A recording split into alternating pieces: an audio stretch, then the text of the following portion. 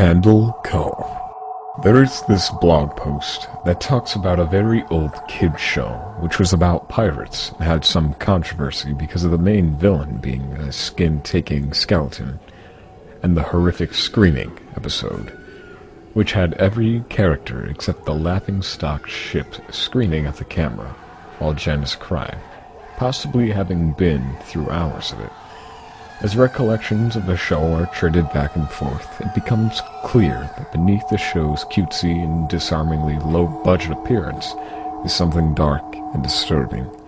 And by the end, it's implied that the show is something much more sinister than a half-remembered childhood memory.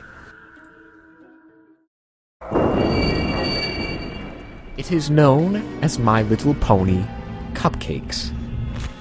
It is quite possibly the most notorious My Little Pony fanfic ever written. It depicts the character Pinkie Pie as a serial killer who drugs her friend Rainbow Dash, dragging her to a hidden cellar and proceeding to slowly and brutally mutilate her to death.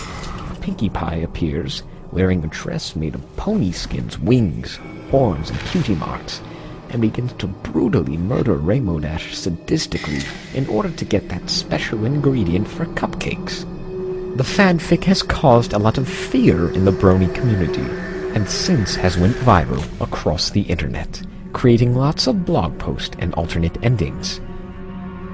The authorship has been attributed to Sergeant Sprinkles. Oh, you're here! Just in time! I just finished a fresh batch of cupcakes! Oh, but it looks like I'm missing a few. Oh well, you came just at the right time!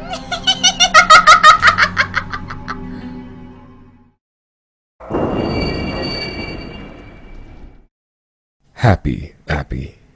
Happy Appy was originally a Nick Jr. television show, with its main star being an apple named Happy Appy, who taught children how to act and handle with certain injuries and criterias. The first couple of episodes seemed normal, and went well, until after the first two. Things started to get worse and worse. Nickelodeon removed the show after only 8 episodes, and removed all traces and files. Happy Appy helped children when they got hurt. He was a clay apple held up by a rusty bent stick. But as the show went on and got weirder and weirder, he developed a death stare and an evil smile, and by the 8th episode he wasn't clay anymore. The show progressed, getting worse, revealing scenes of tragedies and a lot more, before it was suddenly taken off the air.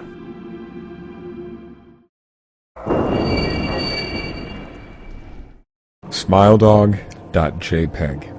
SmileDog's story consists of an amateur writer who visits the house of an old lady.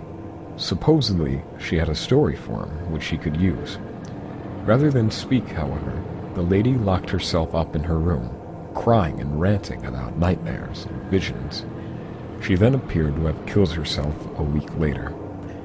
All these centered around a floppy disk she was given that contained the image, Smile.jpg. Viewing this image incites insanity in the minds of those who had seen it. These reports continue to happen while the victim is asleep, resulting in very vivid and disturbing nightmares. If you receive an email named Smile, it's important you pass the image onto someone else. Deleting or not viewing the mail will still result in the same hallucinations.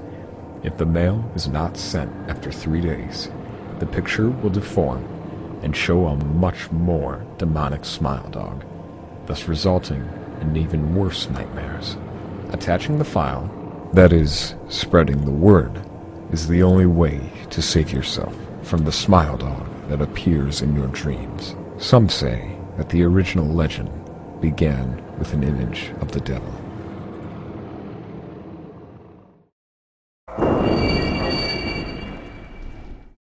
Abandoned by Disney. Abandoned by Disney is about a man investigating a shut-down Disney attraction called, 'Mowgli's Palace, located in the Bahamas. 'Mowgli's Palace' is about a man investigating a shut-down Disney attraction called 'Mowgli's Palace, located in the Bahamas. 'Mowgli's Palace' is about a man investigating a shut-down Disney attraction called 'Mowgli's Palace', located in the Bahamas. When he arrives at Mowgli's palace, everything appears to be normal. On the outside, it looks like any other old abandoned manor, rotting and overgrown with vegetation. Upon entering the palace, things got suspenseful. The hooks in the meat freezer were swaying back and forth. The water was still running in the bathrooms. And in one resort room, the man assumed he heard a quiet conversation between two people, which then ended in crying.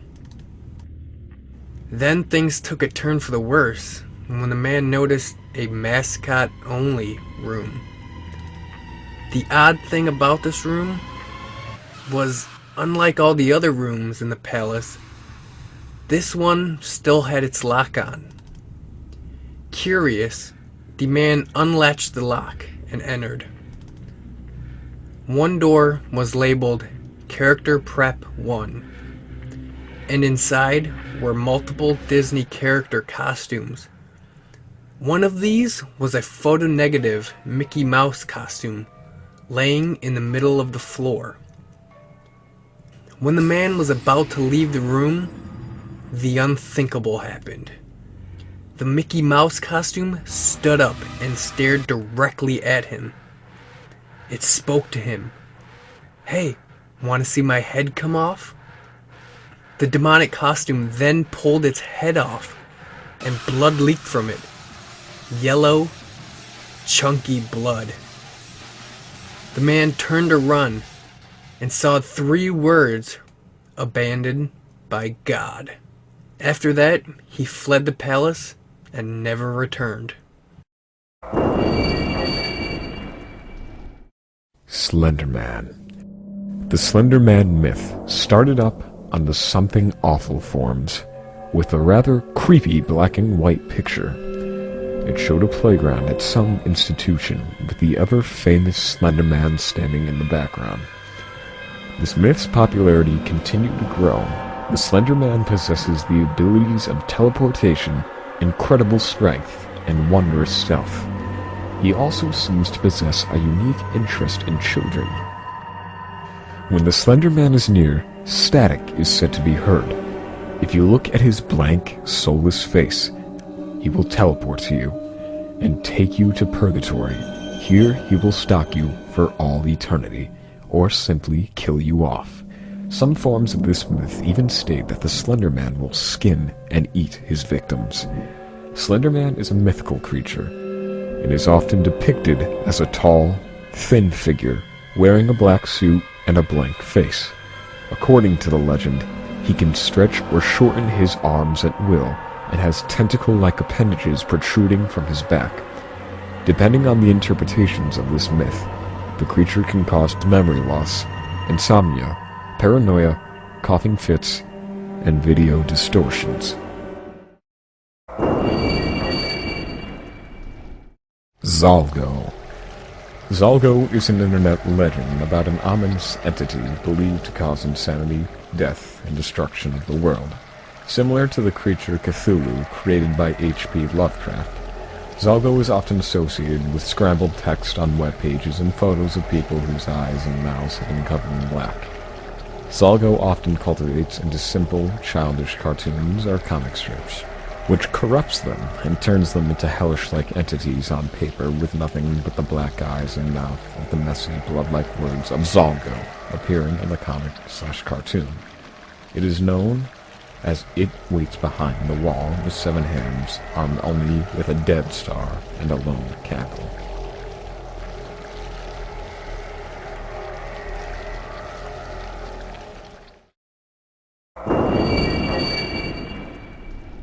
Russian sleep experiment. Russian researchers in the 1940s conducted a test on 5 people. This test was to keep these 5 subjects awake for 15 days using an experimental gas. They put the 5 in a room with enough materials to live for the next few weeks. During the first few days, the men were showing normal vitals, but after the 5th day, they began to get paranoid. They ceased talking to each other and began to whisper quietly into the microphones. And it just went downhill from there. The men went totally insane.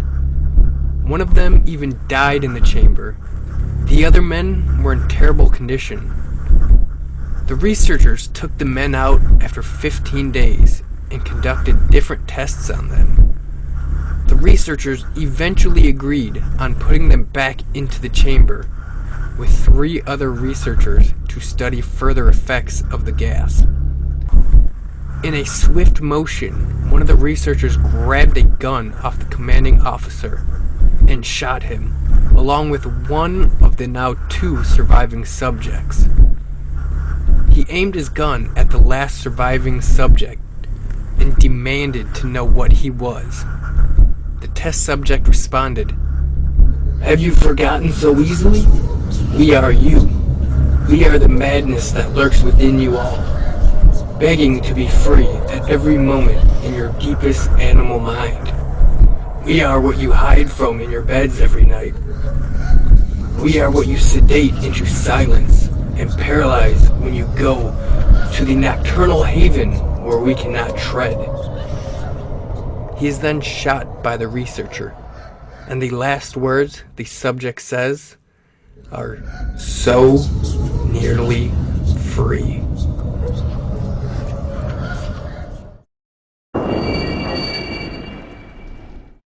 Jeff the Killer. Jeff was a little boy that moved to a new home. The day he moved in, his mother invited him to a birthday party.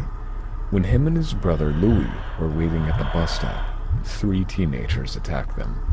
Trying to stick up for himself, he retaliated and got satisfaction from doing it. Jeff and Louis flee from the scene, and it so happens their parents find out about it. Jeff and Louis refuse to tell them about the teenagers attacking them first, so Louis takes the blame and gets sent to juvie.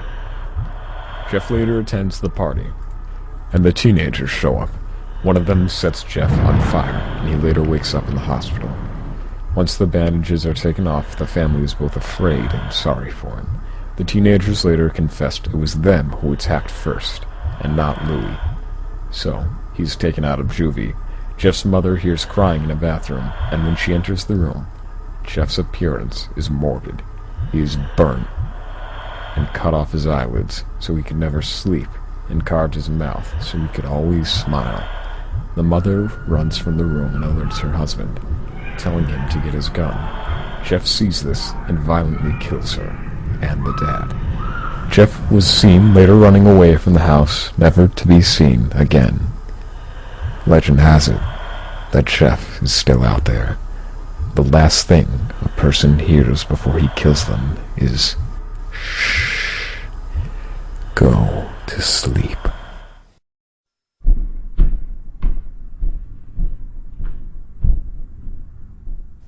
And finally, the number 1 creepypasta. Squidward's suicide.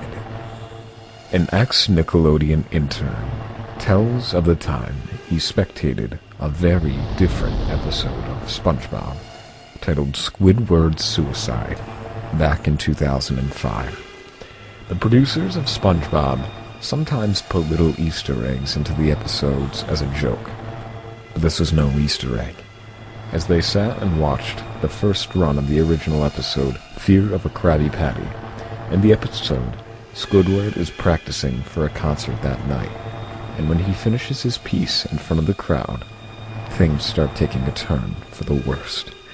The crowd, along with SpongeBob, all have hyper-realistic eyes, and were booing Squidward, who genuinely looked afraid, sad, and distraught. Next scene is shown with Squidward sobbing on his bed, with absolute silence, with a faint laughter in the background, before suddenly cutting to a single frame of a dead, distorted child mangled up on a pavement, and another of a girl also mangled. During the end of the scene, a voice tells Squidward to do it.